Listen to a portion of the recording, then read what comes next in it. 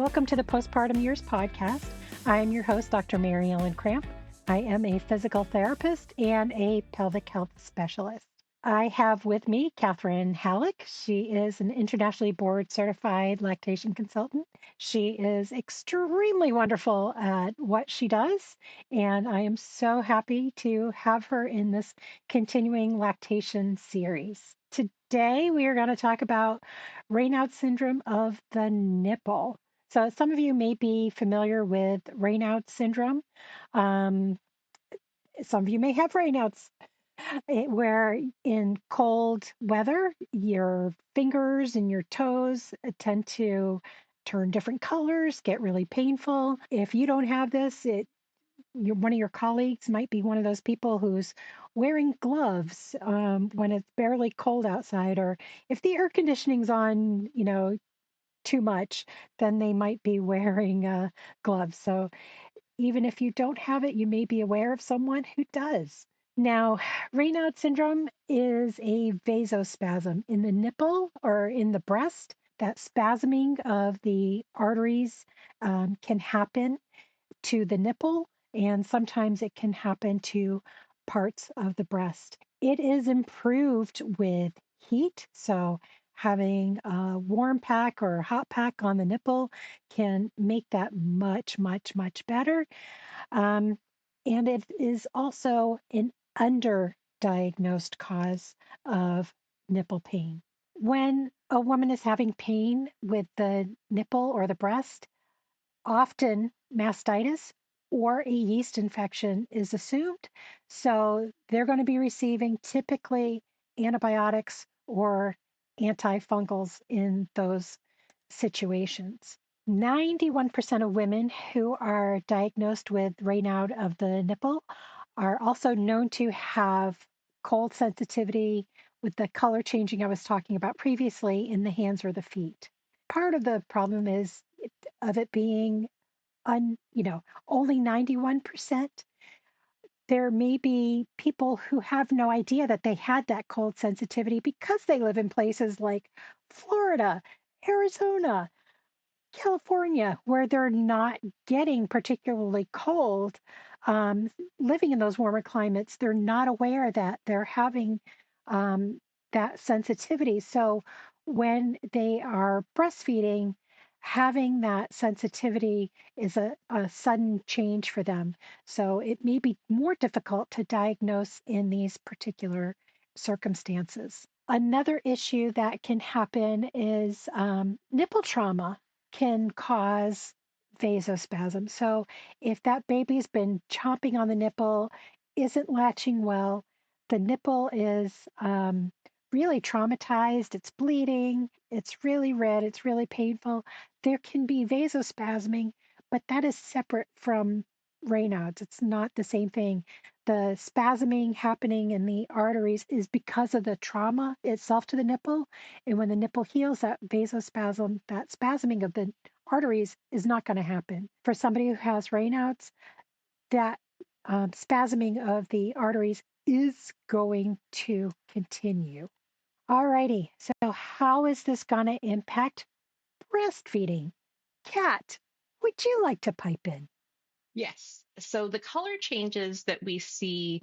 So I would like to say that, like with vasospasms that are not Raynaud's related, oftentimes I see the nipple go purple, like a deep dark purple, and then to white, and then to like a normal color. With Raynaud's, I'm often seeing it become white first, and then sometimes purple, or back to a normal color, and then back to a normal color after being purple. Like if I'm observing this, that's usually what I'm seeing that helps me kind of differentiate whether or not it's a nipple trauma issue or if it's actually Raynaud's. The ischemia, the lack of blood flow, can cause a lot of pain, especially when the blood flow returns. Oftentimes, it's like the latch has come off, like the baby has come off of the breast, and then the flood of blood back into the nipple is just excruciating. What's interesting to me is that you would think and I'm just thinking about this right this second, that like, when your foot falls asleep or something like that, and then like, things start to come back, you get that like pins and needles tingling sensation. When I've talked to women that I've worked with that I know that have Raynaud's, that is not what they describe. It is more of a like sharp, like searing pain. And again, we just, recently had done a yeast podcast, and it's not itchy, stinky, or burning. It's more like a hot poker, or like a just like a sharp pain is what I hear. And oftentimes it does cause women to stop breastfeeding, because in Florida, depending on the type of household, or Arizona, or in those warmer climates, there's some of us that keep the AC at 75 or 78 year round. And there's other people like my household, where I had two other people living with me that had lava blood, where we kept our house at like 70 or 72 all the time. And so I find that sometimes the Raynaud syndrome and the cold that they're being exposed to is that they put their nursing chair and it's right underneath the vent. And so the baby comes off. And mind you, they hadn't been noticing a big problem before, because they weren't noticing it that much in their extremities. And then the baby comes off and there's a gust of air conditioning and they're like, whoa, super, super, super painful. Sometimes we are, like mentioned before, heat, or simply just like covering the nipples, like just making them not be exposed while they're moist to airflow, sometimes can be very helpful.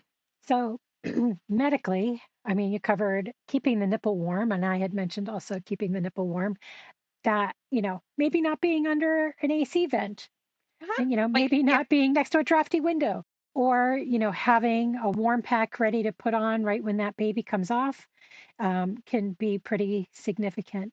Physicians can also prescribe nifedipine, to, and that helps in approximately 83% of cases, according to one study. And that is specifically, if I remember correctly, a blood pressure medication that helps Mhm. to open up the blood vessels. So that helps to keep those open so they can't contract down and cause that ischemia, the lack of blood flow, the lack of oxygen, and doesn't cause that pain with breastfeeding.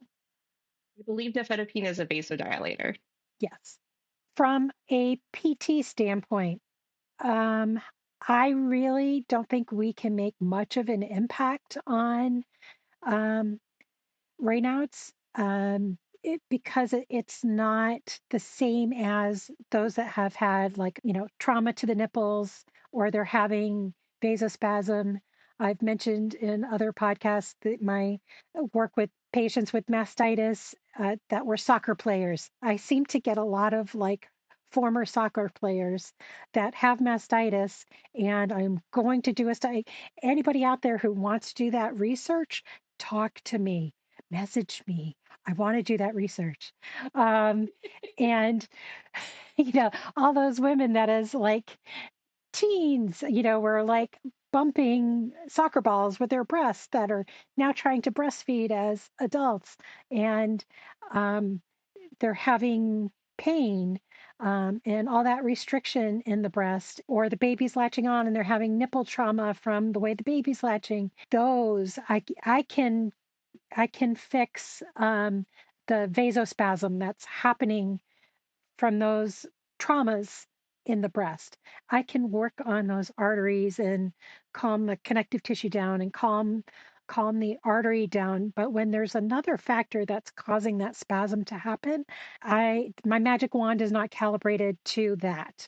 But magic wand is calibrated to trauma. So yeah, I can fix when that issue has been because of a prior trauma. I can work on that connective tissue. I can work on muscle. So working on those tissues, yeah. And I'm working What's with other fun is therapists trying to educate them.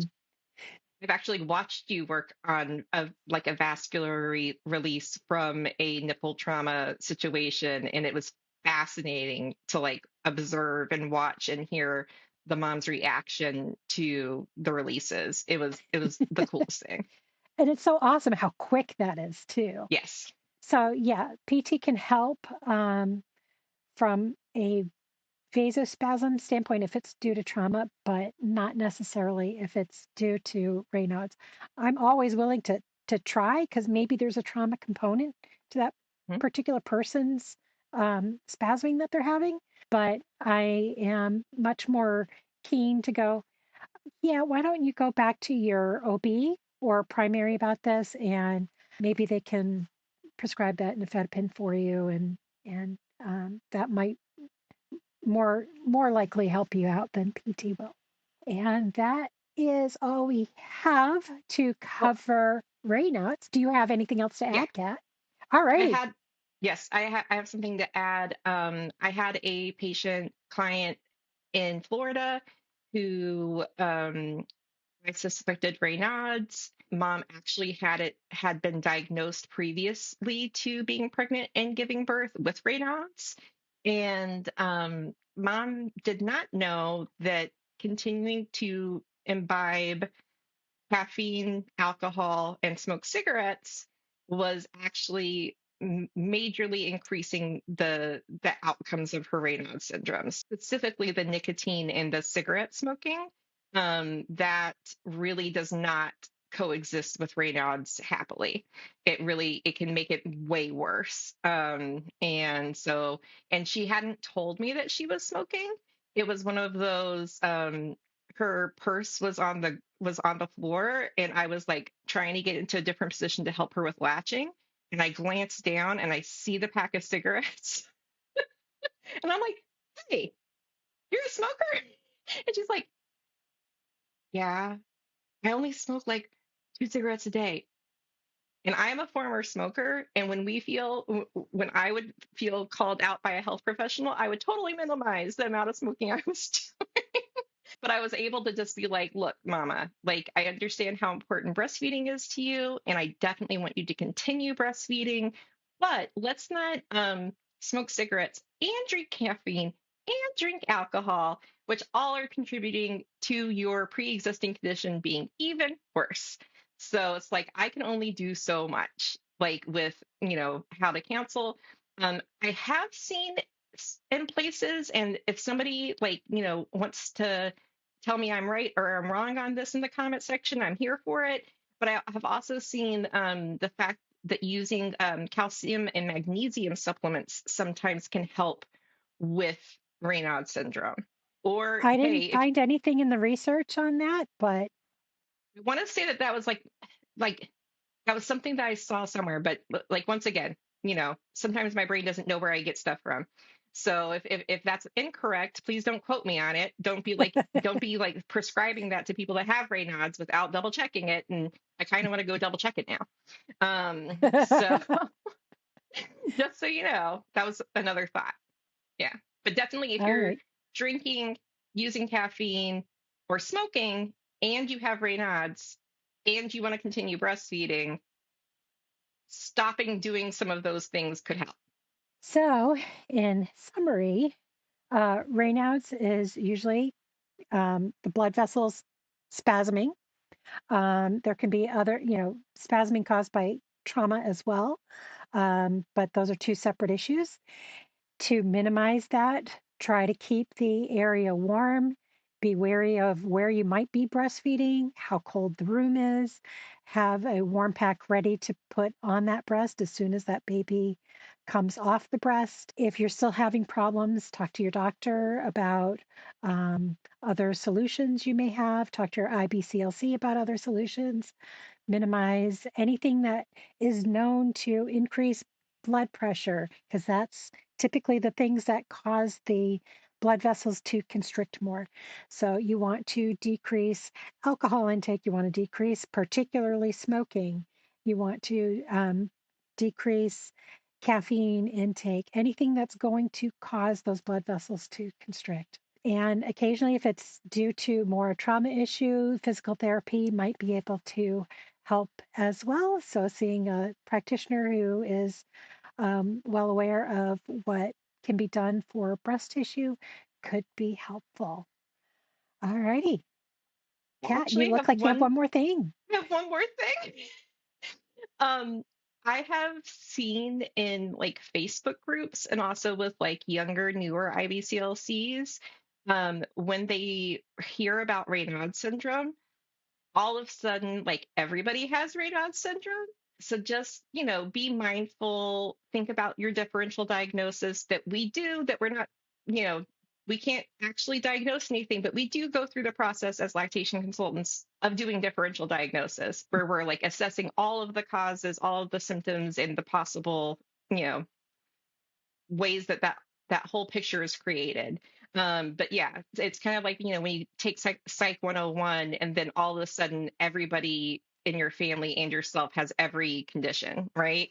It's just be mindful of that, because Raynaud's is not that common, especially if they haven't had a previous diagnosis. So it's like oftentimes I'm seeing the Raynaud's and they've already been diagnosed at some time in their life. So if it's somebody out there listening and they live in Wisconsin, they know they have Raynaud's if they have Yes. Raynaud's. Yes. Yes. So that Or person, they know yeah, that their fingers and feet always change colors and are painful when the colors change. And then they start breastfeeding and then they're like, "Oh, I've been dealing with this." Yeah. alrighty. So thank you for joining us on the Postpartum Years podcast. I hope you enjoyed this one, and we'll see you next time. Bye. Bye.